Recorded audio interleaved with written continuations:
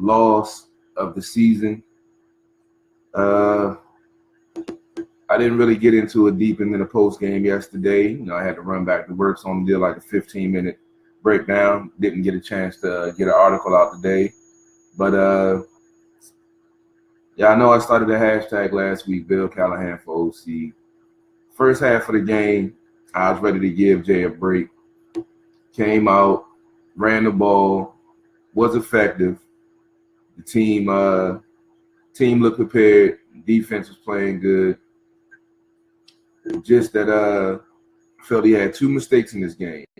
And before I get into his mistakes, you gotta give credit to the Minnesota offensive coordinator. Pat Shurmur called I consider almost a perfect game.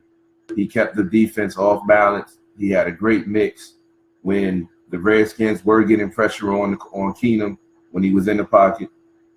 They immediately started using more bootlegs, rolling the pocket, not making him a stationary target, which Jay did to some aspect, but he should have did it more and been more creative in his play calling like Pat Shurmur was.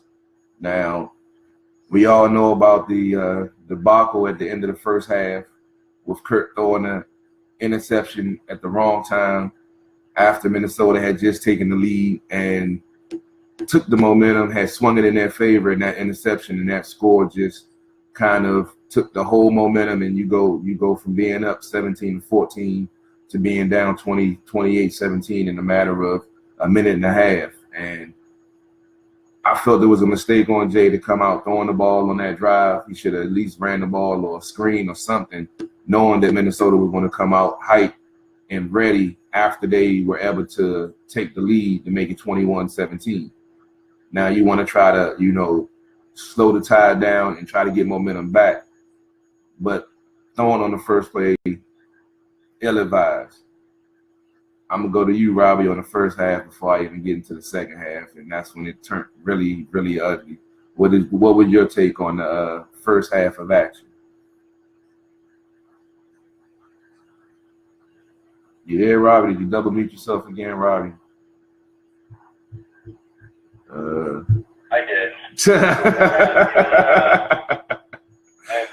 Well, I did double mute myself, but I had a whole great intro, but that's fine.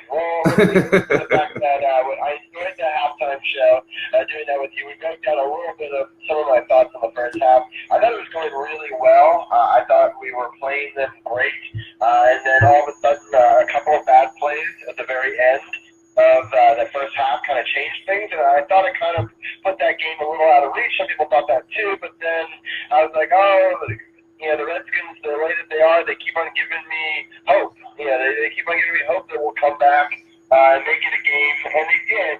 They made some pretty great plays down the stretch.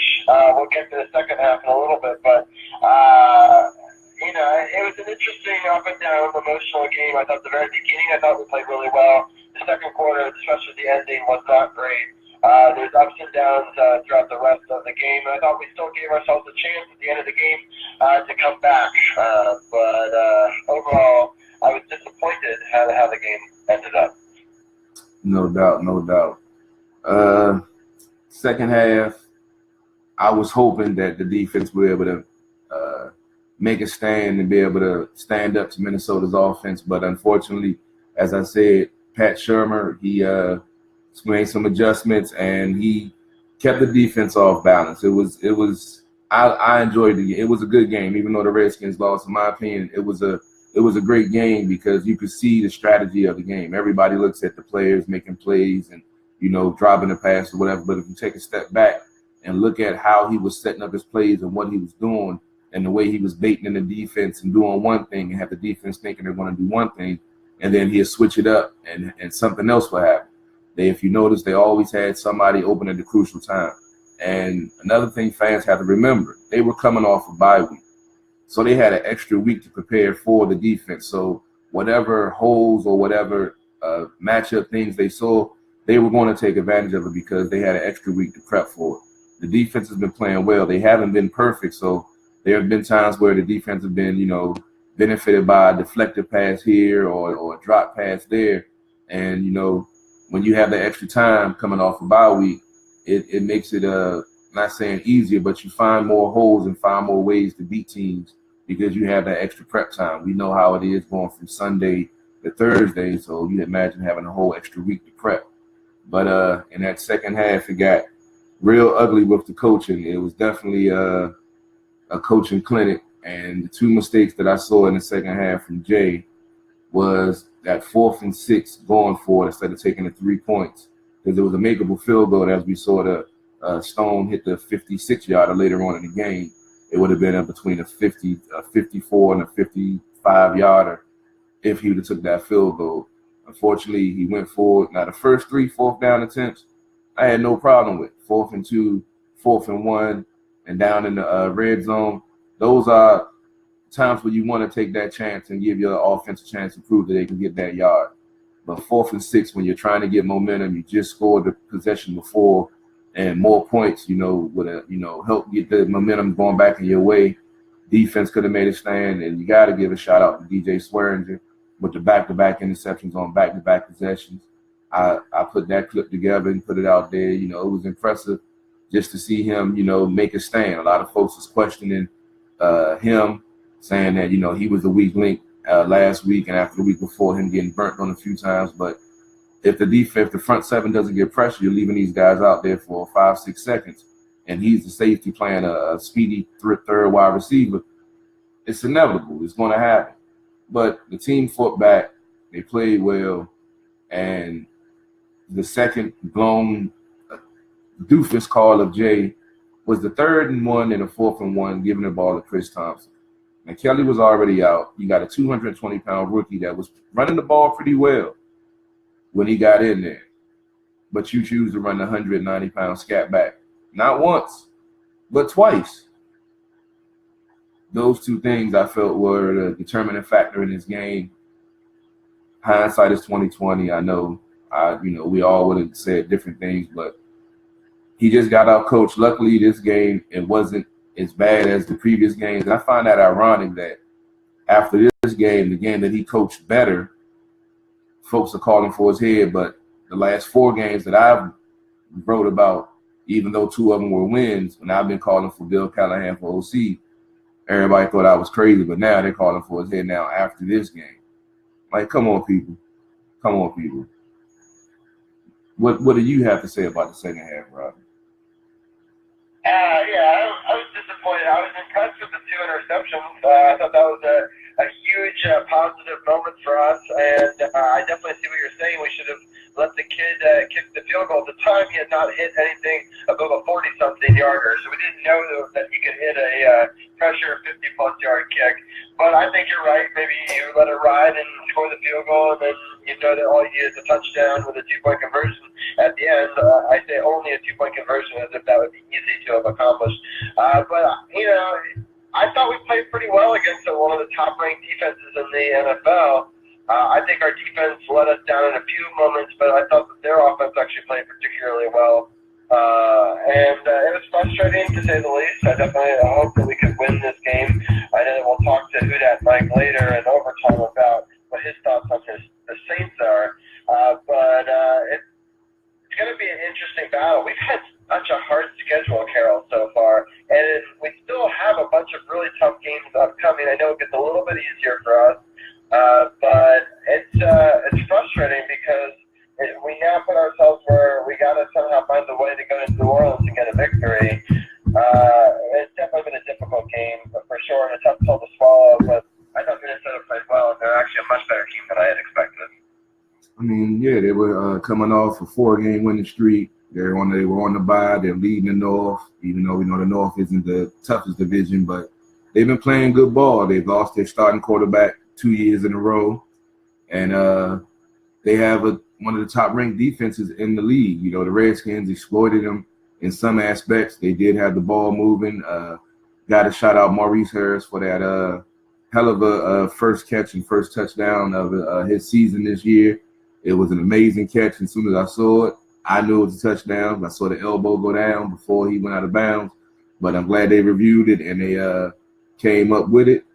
It was a frustrating game in some aspects because I feel it was a winnable game. And these are the games, like I said, where coaches will put you over the top and hold you back. Last week I said and I stated that I felt the team won in spite of Jay last week. And this week I felt like those two coaching decisions, help aid the loss. A lot of folks, are complaining about the defense, say they didn't show up and they were still feeling a high from beating Seattle and yada, yada, yada. But as I've stated over and over again, the other team gets paid too. So sometimes, the other team plays better than your team. It isn't always about they didn't show up or they didn't, whatever. They had an extra week to prep for the Skins. Skins were having injuries, lost some more players this game. So, we're trying to get healthy. We were getting relatively healthy. Jordan Reed's still out. We still missing some key pieces. But, the next man up is playing well. And that's why I take hats off to the defense that no matter how many injuries they've had, the next player up has played well or hasn't been exposed or hasn't made to look foolish out there. Everybody's going to make have a blown coverage. Nobody's going to go a game, play perfectly and make every coverage and make every tackle in front of them and all of that. So it's not about making being a perfect. It's about when you make that mistake, being able to recover from it and then make that play when you have a chance to. Just like DJ Swerve did. He got exposed on a play earlier and he made a determination that he was going to make an impact. He wasn't going to hang his head and worry about the play that he blew. He was going to go out there and make an impact on this game, and he did. And it was almost enough to win the game, but unfortunately, team came up a little short. I agree. I think we should get to some of these Facebook comments. I know that people are talking a lot on the Facebook Live. I want to know if you want to address any of that. Yeah, I told you my computer is old and outdated. I'm trying to scroll back up. I'm having some difficulty. Okay, there we go. All right, we got Daniel. What's going on, Seth? I know you're going to be in the overtime segment. He said Harris and DJ are assist player of the game. I can give you that. What's up, Jose? Yeah, I appreciate everybody tuning in. Michael, Room, Jacqueline, Crystal, appreciate it.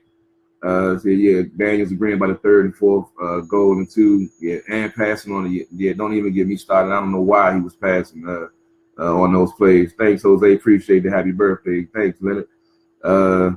Said he has seen Rose practice and knows Rose can hit 60. Yeah, that's what I was thinking too. That he should know what his kicker's range is. He's in practice with him. He sees him every day. He should have known and had confidence to at least let him try that kick instead of calling a boneheaded play. I still don't understand that. James said, how come we never challenged their beats when they stacked 8 in the box? Because they were getting quality pressure, and like I said, we weren't moving the pocket. And the one thing that frustrated me about Jay is those drives that when the drive stalled out, it was when he went away from the run. We weren't getting the big 5-10 yard gains. We were getting some fives every now and again, but those 3-4 tough yard gains helped wear the defense down, and it was working. And I hate when he goes away from something that was working. He had the rookie Sprinkle, the tight end in there. He was playing well. Kurt actually missed him on a couple of plays where he was wide open, but like we spoke about, he's trying to build confidence and gain chemistry with these guys. You saw him taking more shots to Josh this week. Unfortunately, Ryan Grant went out. They said apparently he passed the concussion protocol, but he still looked like he had lingering effects. That's the reason why they kept him out. It was supposedly some big controversy asking how come he didn't come back into the game. But, you got to make sure you take care of these players and they're going to be healthy. You want them to be, good when they leave the game as they were. Well, they're not going to be as good as they were when they came into the game, but you want them at least having the mental faculties when they leave. Room says Washington only team that scored at least 30 points against the Vikings. Yeah, agreed. That's one of the, I guess, moral victories you can take out of this. But, it all counts in the win-loss column. They got the win, we got the loss, and now we got a hot New Orleans team, as Robbie mentioned before, that's on a 6-game winning streak and running the ball extremely well. And that's going to be definitely the key to victory in this week. I believe they ran for almost 250 yards yesterday in their victory. So we definitely have to control the time of possession, keep the ball on our side, and keep it away from them. It's definitely going to be a determining factor in this game. Leonard says the Gruden's offense scored 30 points on a great defense and could have had 14 more, 4 times in the red zone, only 2 times got points. Yeah, but you got to put that on Jay and his play call. I mean, some of his play calls, I was sitting here shocked with my mouth wide open, like why in the hell is he calling a pass play on the goal line when we got down here by running the ball? It's crazy. Donovan said, Coach too soft. I'm thinking he's too soft in the head, Donovan. I mean, he's had soft training camps. Luckily, the team was able to bounce back in week 2, unlike it took them until week 5 last year with the soft training camp and not having the starters out there for longer. But I just think he's soft in the head on some things that is like he learns a lesson, but it's like he reverts back to, okay, well, this didn't work this time, but it's going to work this time. And I'm just tired of that philosophy of his, and it's costing his team. His team is too talented to, be under 500 at this point right now. I mean, 4-5 isn't bad. It could be worse, but we could be 5-4, could be 6-3. Who knows? That's what good coaching does, and it's just frustrating sometimes. Did you have any more things to talk about this game? Or you want to break down the Saints game, and we can bring in Dujunnea to get his take on the rest of this game, and we can bring in Mike. I believe both of them are Saints, have some Saints ties, so I know we can get some great insight from those two about this team coming in that we're going to play next week. Yeah, with the scoring update, the Wizards are now winning 64-56 with 9:10 left in the third quarter. Mike does want to point out that it was 7 wins in a row for New Orleans, not 6. Mike, I am so sorry. I did not mean to disrespect your team like that. I am so sorry. That's good. But so they're definitely a native team, especially playing in New Orleans. That's going to be a tough matchup. Yeah, Mike and I were going to talk about that to begin the overtime segment. For sure, we can get some of his thoughts on the regular podcast as well. But I'm excited to see what Dujunnea has to say about this past loss and the Redskins going forward, playing this tough New Orleans team. But I'm willing to go whatever way you want to go. All right, I'll go ahead and bring in Dujunnea to get his take on this game and what does he think this matchup is going to bring in for New Orleans. How you doing today, brother? It's been a while since you've been on. How you doing tonight? I'm doing great, man. How's things going for you guys? It's going pretty good. Like I say, for me, it's my birthday week, so I'm getting in celebration mode, turning a big 4-0. Unfortunately, it was a unfortunate loss that I feel we could have won. I'd have loved to celebrate a victory today, but I'm celebrating anyway. If you're watching the live feed, I got my drink, I got my brew, so I'm celebrating anyway. So how you doing tonight, man? So what did you think about that game yesterday? If you watch the team over the last couple of weeks, they have had a habitual way of getting out early and kind of rolling themselves to sleep or going into a slump, going into the second quarter and into halftime. I heard you were really critical of Jay, and I really didn't have a problem with how he called the game. I had a problem with two things. It was the run play, the pitch play on top of that. On that fourth down, Thompson gets killed back there, and rightfully so. I mean, if you're going to run at them, you got to run at them, like right up the middle behind your best guys in the middle. Guys has been doing an outstanding job. Sheriff, he didn't have the best day, but he's definitely one of the guys that you want to run behind. You want to give it to him with your best. And I thought, if you looked at the game, you looked at how many times they ran that little sweet play. Minnesota Vikings defense, man, they get downhill really quickly. And that to me was a blunder on his part. I didn't like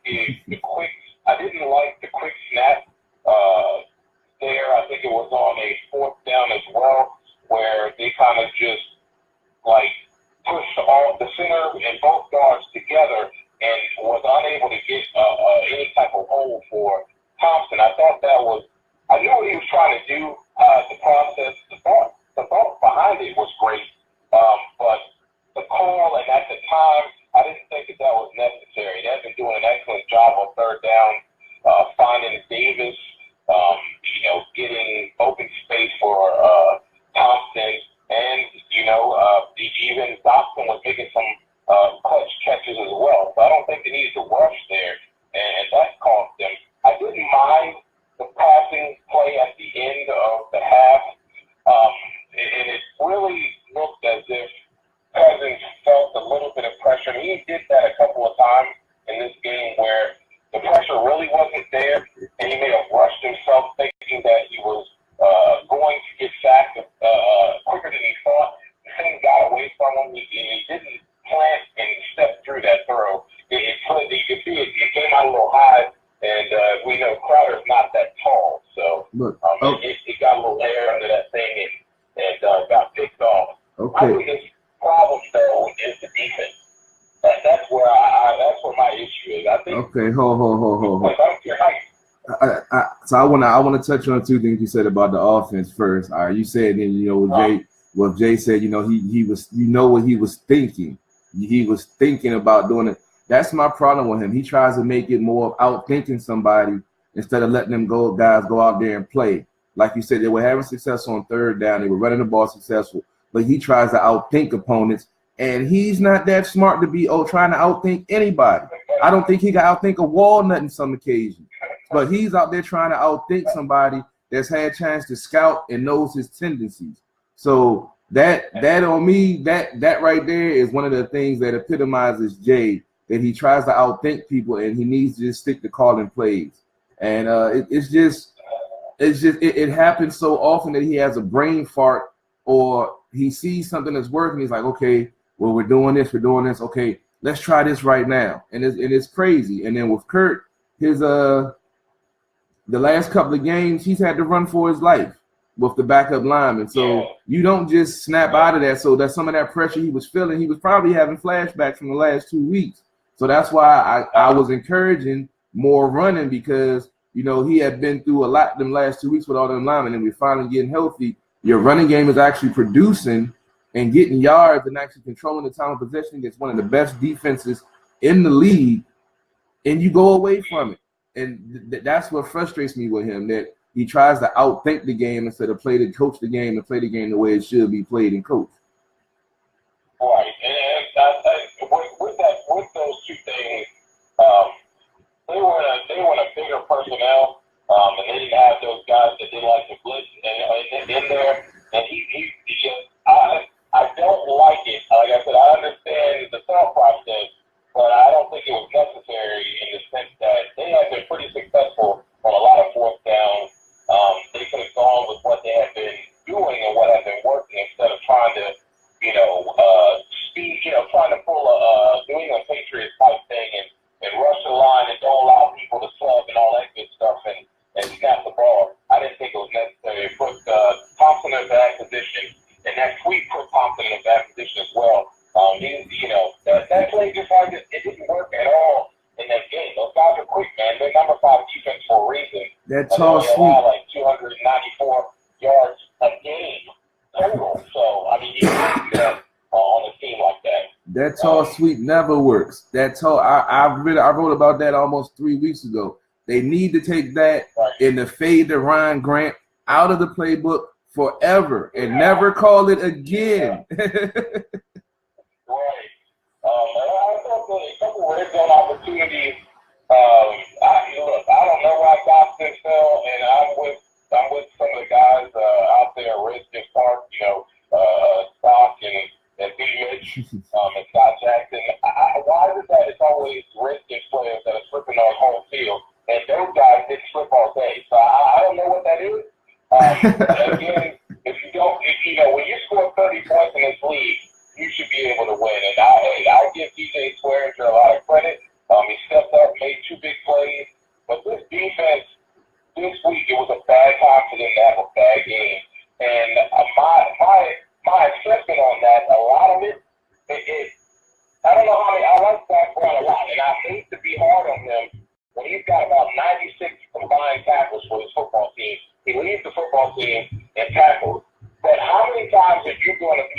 really aggressive. It passed inside, leaving gaping dump truck. I mean, I could drive a fleet of trucks through the holes that these guys are running through. And he was vacating that area, and every time the guy in the back bounces it out, and boom, right up there. If you hold the outside and stay in your lane and hold your position, you at least filter that thing back down inside. And what the Redskins really do best is corralling the pocket and then collapsing down on it. And he leaves guys like Josh Norman and DJ Swearinger and Kendall Fuller out there hung out the drive, trying to tackle a back that's coming downhill, and he's got 5, 6, 7 yards worth of speed.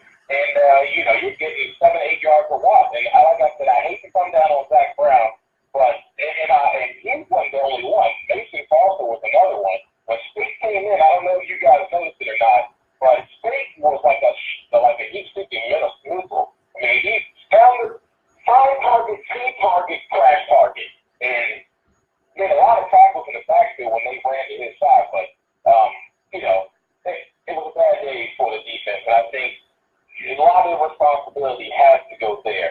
I don't know why they played a lot of zone, and there were, if you noticed, and I'm sure you did, Carol, the man-to-man coverage, 2 of those interceptions came out of man-to-man. Why was that? Because the defensive line, you're jamming the line, and not, you got 2 quick wide receivers out there. Yeah, number 19, Adam is like, he's a white boy that people might not think that has skill, but this dude has skill. Yeah, he's definitely has skill. I mean, my take was, like I said, I look at it from a different perspective.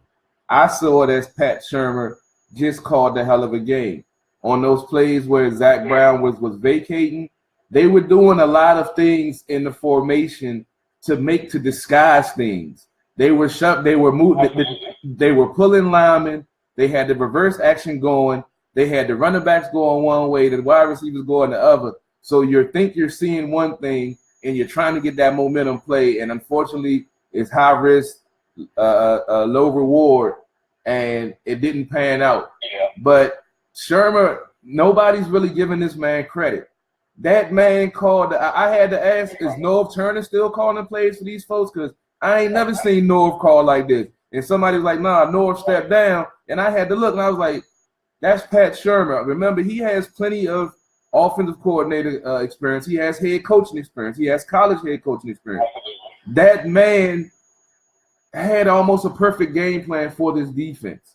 And there were plays that could have been made. They were out of position, like on that play to Stephon Diggs, the drag route that Norman was right there.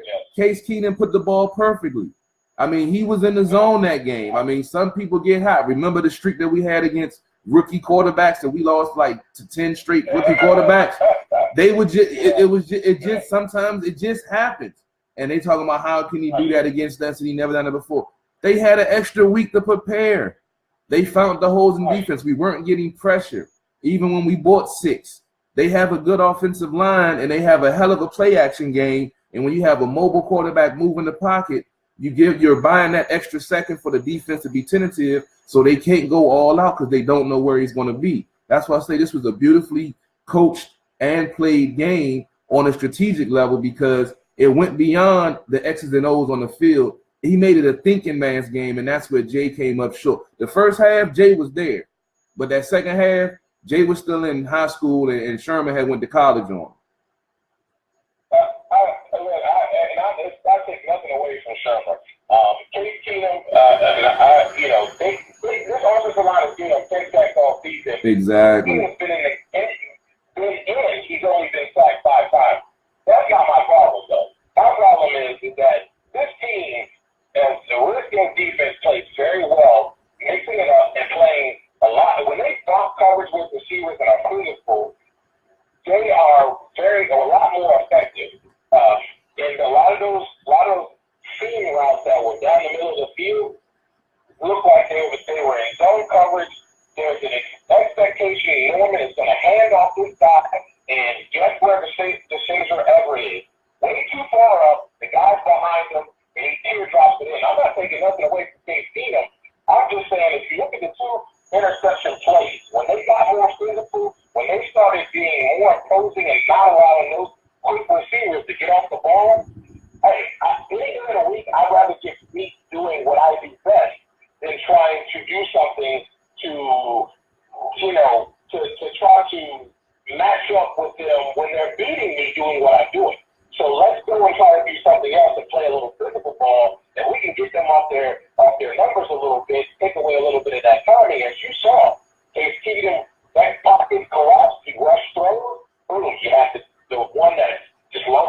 perfectly so. Then you had that one where he kind of telegraphed it. That was his outlet. He was trying to get rid of the ball, and it was a perfect read by DJ Swearinger. They're not taking nothing away from the team. They did an excellent job. They're not number 9 offensively for no reason at all. And then you think this week when they come to FedEx Field, they actually got a few of their linemen back. So they had a healthy offensive line coming in there, unlike what they've had over the last couple of weeks. So, overall, when you score 30 points, you expect to win. I felt like there were some instances where if they hadn't played so soft and allowed those guys to come off so quickly, maybe you get another 3 and out, and your offense gets an opportunity to get another score, or they just don't score, and that's where it hurts. It's a very frustrating game though when you look at the offensively, despite some of the mishaps as far as calls or execution, this team was right in there and had every opportunity to win the game. I just feel like you take away maybe 10 points as a defense, and they get a few more stops, and we're not even talking about a loss. But hey, they're not 6-2 because that's what the NFL decided to give them. They earned that 62 record, and they showed it at FedEx Field on Sunday. True that. Before we get into Saints talk, I'm gonna answer a few comments, and then after that, gonna get a scoring update from the Wizards game from Robbie. LaDon appreciate it. He says, great job. Keep up the good work. Said she loves us, doing a good job. Appreciate that. Leonard says, we need a pancake and left guard in order to dominate. And Laval can't open holes and has no push. I agree with that. Laval's a better pulling guard than he is a run blocker. But as Dujunnea said, he did have one of his better games yesterday. So I'm going to lay off of him this week because he had a good game. I know I'm always hard on him when he plays horribly, which is most of the time. But he had a good game, so I'm not even going to talk bad about him. Leonard also says Redskins offense needs a genuine bone-crushing fullback. He just got to run the ball. I don't care about fullback, blocking back. Just stick with the run. The ratio was 45-23 in the pass-to-run ratio. I understand we were down big. That's why they started passing, but if he wouldn't have abandoned the run early and we were only down by 10 points, then we wouldn't have had that ratio in the first place. That's Jay's tendency. Once he gets down double points, it's pass. Let's see. All right, after that, I'm going to go ahead and go to Robbie for a scoring update on the Wizards game. What the Wiz looking like, Robbie? Did they finally get a hold of this game and treat Sacramento the way they should be treated? Yeah, definitely. So we've opened up a 22-point lead. They haven't scored in the last 4 minutes. 2:19 left in the third quarter. The way the scoring went, Sacramento outscored Washington 32-25 in the first. Then Washington outscored Sacramento 32-19. That took a 6-point lead going into the third. But in the third quarter, the Wizards have outscored them 27-11. So they've outscored by 16 points. So to open up a 22-point lead. So. It's been a really good quarter for the Wizards. I hope they continue. We'll definitely talk about the end of the Wizards game as part of our overtime segment. I know that you wanted to get a couple of topics, including the Saints and maybe even some college football if we have some time, and maybe even some racing. So I know that we got Dujunnea and a lot of topics. Yeah, that's how I was just looking at the time. I was going to ask Dujunnea, we might got to schedule the NHRA and NCAA for next week. We still ain't even covered the Saints, so we still got to bring Mike in with his fan perspective also because he follows them closely. So we might got to postpone the NRA next week. You cool with that, or you want to do maybe a Facebook Live this week to get that out there? We can do a split screen like me and Paul did for the pre-fight for the boxing. If you wanted to do something like that later on, you want to try to cut it short and throw some in there. You want to dedicate some real time to it. I want to try to fit all the best content we in for the night. Oh, we can go to that next week. The racing season is over, so okay. It did yesterday, but it was quite fun. All right, cool. So we can continue with this great session of Redskins Talk. And I'm going to go ahead and bring in Big Mike, the resident Saints fan of the crew. He follows them closely. That's one of his favorite mobs. So, Mike, I know you've been watching closer than me on this 7-game winning streak. Excuse me for disrespecting the 7-game winning streak earlier. So what has this team been doing that they were able to flip the switch and all of a sudden have this powerful running game and this stout defense that's been, putting a hurting on these NFL teams? I think mainly defense has just been, they're a very young defense, but they've kind of gotten together and they realize how talented they are, and they kind of, instead of playing individually, they've played with each other. And a big help with our defense has been Marshawn Lattimore. He's been a fantastic rookie. I think he's got a solid case for Defensive Rookie of the Year. He's just really improved our defense a ton. I believe he really fears other quarterbacks in the league from throwing it down far because they're afraid it's either going to get intercepted by him or he's going to get the tip ball. Just the defense is playing honestly as well as I've ever seen the Saints defense, even better than the year they won the Super Bowl. And same with the offense. I honestly think this is the best team or best Saints team that I've ever seen play. I mean, you got a very, very powerful running game. I mean, Mark Ingram and Alvin Kamara, I mean, just having one of them is an advantage. Having both of them, are you kidding me? Like, it's an unstoppable running game. No one can stop our running game. And when you get Drew Brees, a top 10 quarterback of all time, future first ballot Hall of Fame quarterback, at the helm of it, all he's got to do is just do a nice pass to Ingram. Ingram gets 20 yards, or Kamara gets 20 yards. Every now and then, Brees throws out to either Michael Thomas and Ted Ginn Jr., who are both good receivers. It's a piece of cake. This is the easiest offense Brees has ever had to work with. Brees doesn't have to really do anything. Brees doesn't have to put in any effort. He just puts in his minimum effort, and the rest of the young guys who are very talented take it in. And our kicker has been great. Will Lutz has been very good this year. So I'm sorry, but the Redskins better say their prayers for Sunday. It's not going to be a good game for you guys. You guys are going to have a tough time. I don't mean to disrespect the Redskins. They're a better team than people give them credit for. I feel we say that about the Redskins every year, but after what we just did, whoa. Let's pump the brakes a little bit there. Now, any given Sunday, any team can get beat. Now, if we can control the ball, control the time possession, and get a turnover and actually score on it, it can change the whole complexion of a game. So don't ever think that it's just because on paper it matches up like that. It can come down to, anything can happen. Not wishing no injuries on anybody's team, but all it takes is one play that can change it, just like we saw in the Redskins game. That interception before the half changed the whole complexion of that game. So I know they playing well, and I know they, 7 games in a row, but I can't have you disrespecting my squad like that, baby. I can't have it happening, man. Yeah, I appreciate that, Carol. For a whole lot of reasons. I do want to remind Michael Edgley that we did on a opening game of the season a couple years back come down in there to play a pretty good game back in the RG3 era, but that's a long time ago, and obviously these teams are very different.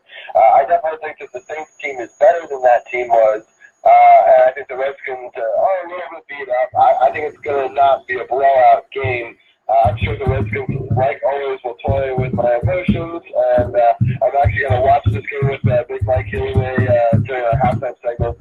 Bring both of us on, and I get to the Saints and the Washington opinion with Carol. And it'll be a fun game. I know that Brian Bennett, I think, is going to watch it with us as well. So we'll obviously bring a lot of them on the next night as well to sort of recap it. But yeah, it's going to be an interesting matchup, but I don't think it's necessarily going to be easy one way or another. Dujunnea, what are some of your thoughts on the Saints? Well, I've had the pleasure of covering the Saints for 2 or 3 years, and living here close in Saint country. You get to. I usually keep an eye on them, but I had a little bit of a special place, being that it's one of my first starts and one of my first. Paid writing gigs. So I love watching the Saints. I love watching Drew Brees. They really, if you look at this 7-game stretch, as they have been quite dominant. And what I've noticed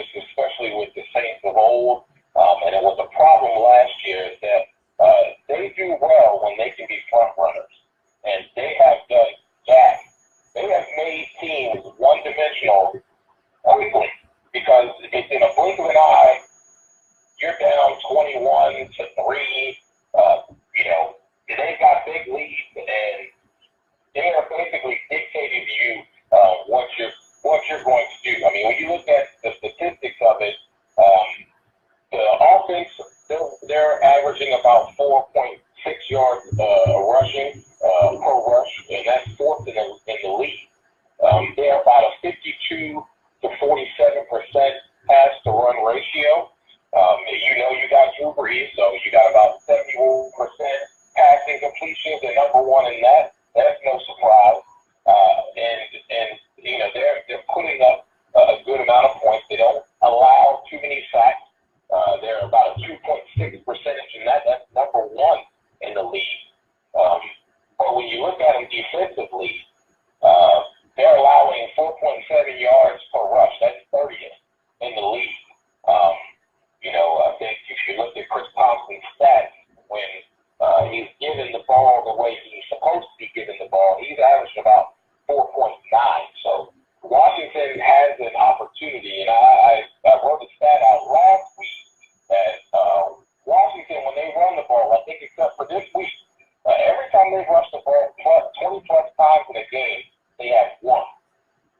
So again, that goes back to my defensive comment. But don't remind me. I've been saying that for the last 2.5 seasons. When the Redskins run the ball 20 times, when the Redskins run the ball 25 times or more, it's almost guaranteed that they're going to win the ball because they're controlling the time possession. They're controlling the pace of the game, and they're letting their offense push off the ball and not retreat and pass blocking. Folks don't understand how critical that is for an offensive lineman. When you're constantly retreating 45 times in the game and taking a step back in the first movement that you make, that wears you down. You want to push off the ball. You don't want to always have to be stepping back and having a 300-pound lineman pushing on you. You want to use your leverage and all of that weight training that you use and all them leverage skills you use to push off on them and you control the line of scrimmage. So that's a big key that folks just graze over, like, well, the running game isn't effective. He ain't Baker Big One, so we need to pass the ball. It's a passing league. When you're running out of the 3 wide receiver set and you have a tight end blocking the defensive end, I don't give a damn how good of a blocker the tight end is. You're setting your running back up for failure. I don't care what you say. You can mix it in every now and again, but when you're coming out constantly running in 3 wide receiver with 1 tight end, you're not doing your running back no justice, and he doesn't even have a freaking blocking back. So come on, people. Snap out of it. Let's get real. Now, I said my keys to the game: running the ball, control the time possession, keep the ball out of that potent Saints offense. And we've seen some turnovers this defense had yesterday, and they've generated turnovers on a decent rate. There's been a couple of games where we didn't get one, but we've been getting one on a regular basis. They've been forcing the action and dictating, which I love. So I think it's possible against this Saints team too, because we know all quarterbacks don't like to be disrupted, and we know Drew is a shorter quarterback.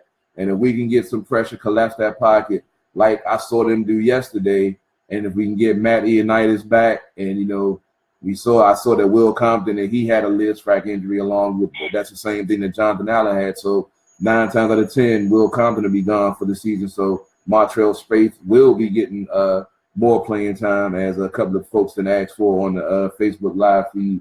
So the defense has been playing well, and it's going to come down to them stepping up like they did against Seattle. They got timely plays by DJ Swearinger this week, and that's why I love this defense, because they're maturing as a unit. They're making impact plays, and they're having a determining factor on this game. Even if the fans don't see it and aren't happy with the product on the field, you have to appreciate what they've done. And they faced, I believe, 3 teams now that came off their bye to face the Redskins.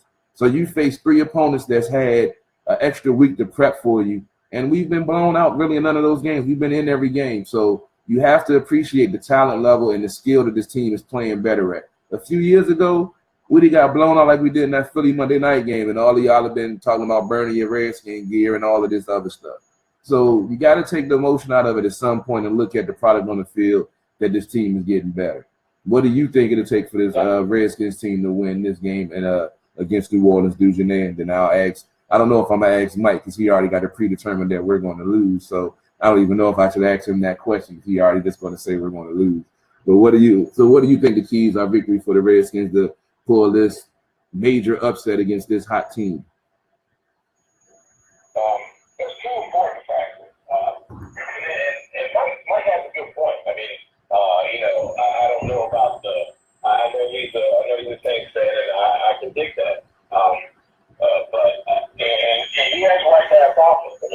about the number 3 ranked points per game offense in the league at 29.8. The good thing is that Washington is probably somewhere around in that 20 something per game.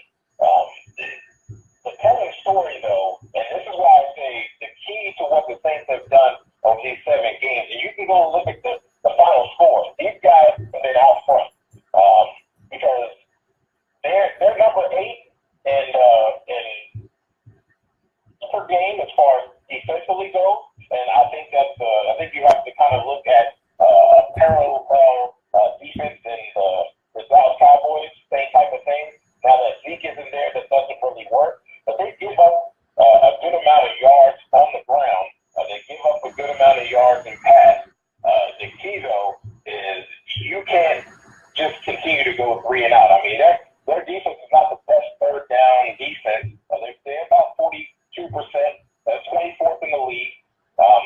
But their offense, man, I mean, when you look at the numbers, just look at your average numbers from points per game to yards per game, points per play. That you're talking 3, 2, 4, 2, 9, 1. I mean, this is going to be a tough outfit, but I don't think people should take a look at what the Redskins defense did this past weekend and expect that to happen. And if you look at the whole body of work, the team is very much improved. So, therefore, I think with the 2 corners, they'll be able to handle what they're going to get. The key, though, and I think Mike pointed that out earlier, is when you look at the 2 running backs, when you look at Ingram, you look at Kamara. Ingram is averaging on run plays 4.7. Kamara, though, he's averaging 6.5 per carry. That's something. The guy is very shifty. So as last week, they're going to have to be a little bit more sound in their technique, making sure they're gap sound and fighting this guy to the ground. If he gets out in the open field and does a little okie-doke on you, it could be to the house really quickly. Overall, though, I think both defenses are going to have a little trouble. And the reason why I said the score is a key, and will be a key on how well the Saints defense does. In the first 2 games, listen to these numbers defensively. They gave up 470 yards to the Vikings. I remember that game on Monday night. I believe it was Monday night. But they gave up 470 yards. The next game against New England, 555. Since then, their highest number was about 3 weeks ago. No, that's about 4 or 5 weeks ago against the Detroit Lions in a game that really 347 yards. You could say that Detroit was batting in the stats because they straight out run something 52 to 38. So the numbers on yards are a little bit skewed there because it was a lot of garbage time for Detroit. But if the Washington Redskins can put up 30 points, they're putting up around 20 points, with the exception of the Seattle game, which was a messy, rainy, sleety, snowy game with a bunch of wind. Most of the time, Redskins are scoring anywhere between 24 and 28 points. So, guess what? The honest fault on the defense of being aggressive. Don't allow this guy to have a 2-headed monster. If Breeze is going to have a good running game, guess what? Play action down the field is going to be trouble. So, pick your poison.